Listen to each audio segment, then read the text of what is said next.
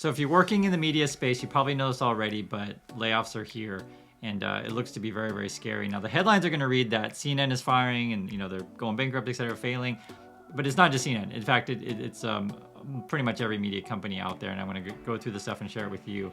Also, too, about 4 or 5 months ago, I started making a bunch of these sort of resume videos. Get ready for layoffs. Get ready for recession. It turns out I was correct.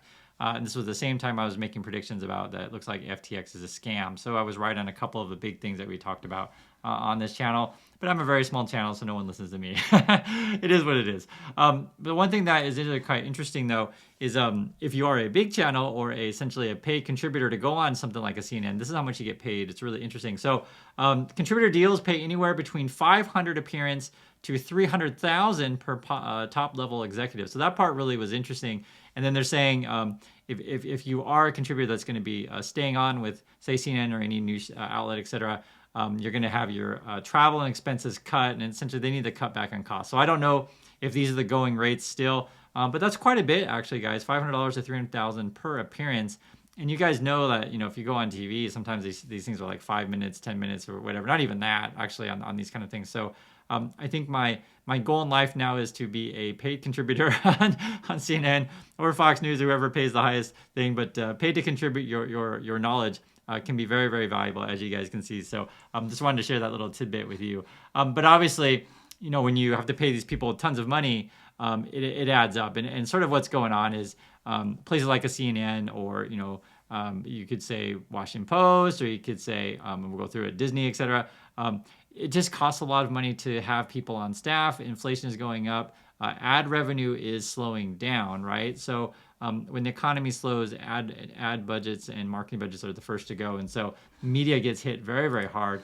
And, even NPR here, you can see the headline, NPR poses freeze near on hiring, but avoids layoffs as budget cuts loom. So my understanding is I was reading through this, I guess they're short $20 million, and I think they need to cut it like $10 million, so I think they're going to recover. But I really like NPR, actually, and be curious your guys' thoughts on that one. But and I'm sure that people out there just be hating in all media organizations, but it is what it is. I think that one of the things that is important about media, and this is an interesting discussion, is what happens when there are major cuts. What would you cut first? And this is sort of why I enjoy talking this stuff with you guys, especially for those who are interested in business, leadership, and executive decisions. Just imagine if you're running a media company, pick your favorite channel. Which shows and programs would you cut, and what would you focus your content to be on? And it's sort of like, say I do a YouTube channel every day, and so I have to think about what content I want to do and which things I keep, which things I cut. You can see here, Washington Post will end its Sunday magazine, eliminate positions, right? So they're just getting rid of their Sunday edition. That's kind of a shame. The Sunday stuff, usually the weekend stuff usually has more longer, in-depth stories, right? So you may have writers in there that are what's the right word to say, more, we'll use the word like more descriptive or more entertaining kind of language. It's different. It's like essayist. I think that's a better way to say it for that kind of stuff. But one of the things that is happening, though, is just that if the money's not there, the money's not there. And you can see Comcast is, what is this? They got to cut up to $1 billion from their budgets as it networks. The other thing, too, which we know as well, I've mentioned it several times, something like, say, a Netflix. If you guys were watching Stranger Things, that last season was fantastic. Now, that might be the peak content that Netflix ever does, and I mean for real, because essentially it was when they made that last season of Stranger Things, and if you saw the episode, it was the finale before the mid-season break.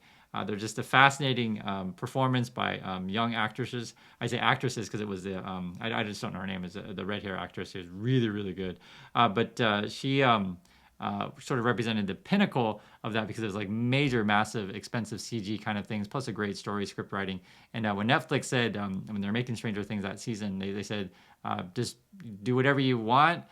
We will spare no expense and go crazy. And that's why we got the way that it is. Now, going forward, though, with all these media cuts, I'm talking about news, right? But I'm also talking about, say, movies and TV.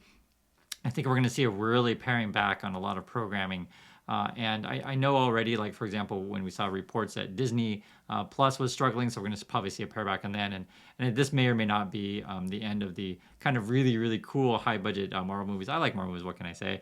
But that is what it is. The money's just not there anymore. When you raise interest rates, as you guys know, it's not just the USA; it's all around the world. The cost to borrow money goes up. So everything's more expensive to do things, and everything essentially slows down. The party is winding down, and unfortunately, you can see here, NBC Universal layoffs are coming in January, right? More groups are firing, so it's going to be tough out there, and this is sort of why I've been telling you guys, especially if you're not sure about your job, be in contact with your boss, be in contact with all your network around you, and make sure that you always have a place to go, and I'll say have some money saved up. You can't always expect things to be sunshine all the time. You always got to prepare for those rainy days. And I think that this is just some general advice that's always important for you guys. The other thing is too is you look at this newspapers, right? More people are being fired, and they're cutting the openings. One of the things that whenever we see like job reports or things like this from the government, we can look at say job openings, but sometimes those job openings, whenever it's reported, they may not even be real. And this has been something that companies like Microsoft have known to do, or say like a Google, for example, is they have like all these openings to give the appearance that they're hiring, but in fact, they've told their hiring managers that they're not hiring at all, right? So they don't want to cut the opening positions in, say, what is it, like your Indeed or whatever places that you advertise, or LinkedIn, et cetera, because it would give the appearance that your company is doing poorly. But as it's happening right now, I mean, there's very, very few growth industries out there, and the jobs are going to get tight. It's going to be tough next year, and I mean, you guys can see this. Even Disney's doing a freeze as well. And if you were over at CNN, this is the kind of sort of thing that you have to do is like, okay, guys, looks like a lot of people are going to be losing your jobs, right? And sign up for this town hall, and put your email address in there, and we'll have a big Zoom chat on December 6th. Essentially, was what they're doing. And this kind of stuff is really, really scary for a lot of people. I want to read through the memo that CNN sent out because, like I said, if you guys are interested in business, executive decisions, it's kind of interesting to see what the leadership over at CNN is saying, and get a sense of sort of like the language that you would send out to all your employees if you had to do this kind of thing. And love to hear your thoughts on this stuff as well. So let's go through it. Again, this is from the CEO to everyone over at CNN. To my CNN colleagues, as promised in my note yesterday, I am following up with an overview of the changes we have made across the company. Our goal throughout the strategic review process has been to better align our people, processes, and resources with our future priorities, strengthen our ability to deliver on CNN's core journalistic mission, and to enable us to innovate the years ahead. At the highest level, the goal is to direct our resources best to serve and grow audiences for our core news programming and products.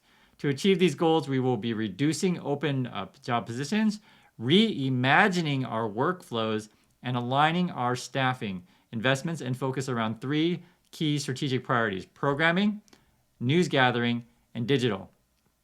All decisions are designed to strengthen the core of our business.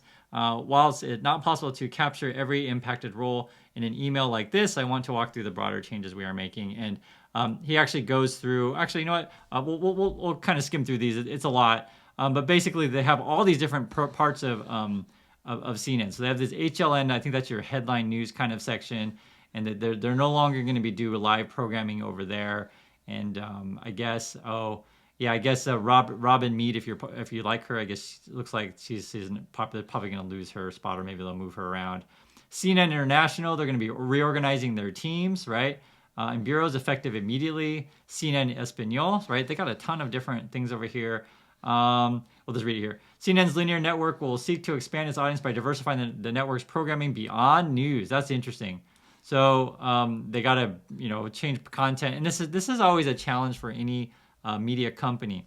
Is what is the cheapest content essentially that I can produce that brings in enough ad dollars? And so this is sort of why you see a lot of like basically junk TV on many networks, etc. Like reality programming, essentially it's junk. But it's cheap to produce. You don't have to hire expensive stars or actors.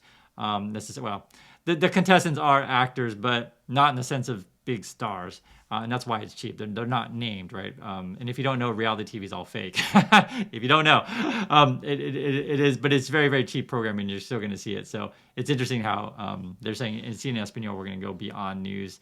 News gathering, let's say what they're saying here. We're restructuring across some of our beats, realigning resources to staff up in some units and in more areas around the country. This will help us deliver our goal of covering the United States more broadly. Contributors, yeah. So here that we talked about before, where they pay like, what was it, like 500 to was it 300,000 per appearance? So here they're saying we are also shifting our approach to pay contributors. In some areas, we will rely more on CNN journalists. So it's not surprising because, as we talked about, they pay so much for contributors. So you may see less guests on your favorite shows, not just CNN, but just any show that you watch, because it costs money to bring people on your show. Although to be fair, they may just like lower the ads, and like when contributors are like, you know what, fine, I'll do it for 100K. I'll come on your show for 5 minutes. Fine, that's fine. That's what we're talking about is a softening of the economy and businesses. What else do we have here? Programming. Our teams will see some reductions in show staffs, and in some cases, a combination of teams from our day side and our weekend lineups. So this is kind of interesting too, like to see how CNN's restructuring. I could see this happening in other companies. We saw that Twitter fired a whole bunch of people, and I'd be curious if it's happening in your companies as well, to where basically when you start letting people go, but you may have like the same kind of workloads, that means, as you probably guess it, you're doing more work. Or you're reconstituting teams. Some people might argue, yeah, we just got to cut the fat. Some people might argue that it's all going to depend on your organization. And again, this is sort of the stuff that you have to do when the money's not there. You have to figure out a way to make the essentially the balance sheet balance, right? To get more money coming in than going out. What else we got here? Creative marketing. Creative marketing team will see an overall reduction in size, realigning around in-house production and consolidating creative and strategy roles in New York. So it's kind of interesting when you think about this as well.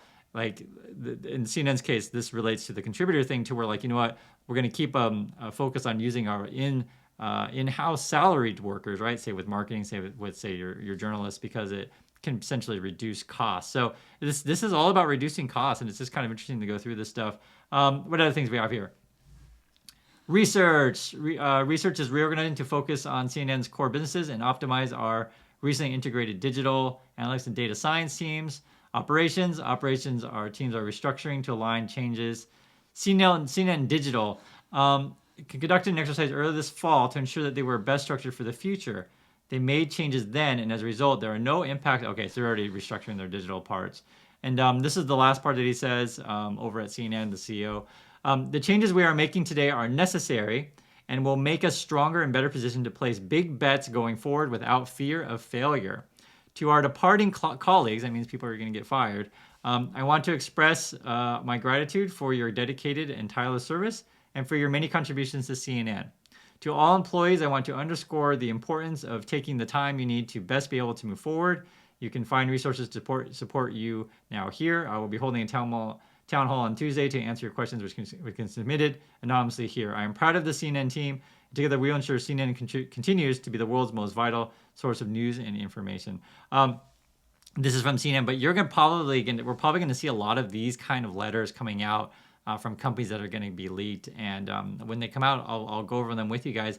I think it's interesting to go over these things. And if you guys are at companies that like this and you're experiencing these sort of layoffs, please share in the comments and what you think about this stuff. And also too, I'd love to hear your guys' thoughts, not just CNN, but other companies out there that you think are going to have a lot of employees on the chopping block. It looks like a lot of the media companies, mostly because ad revenue is slowing essentially. And so I guess that would be the situation that's kind of funny. We talk about Twitter on this channel as well. I just don't see a world to where, like, if all these media companies are firing people, how in the heck is Twitter going to survive? But we're going to see. That's why we track these things. So thanks again for everyone for watching, and I'll catch you next video.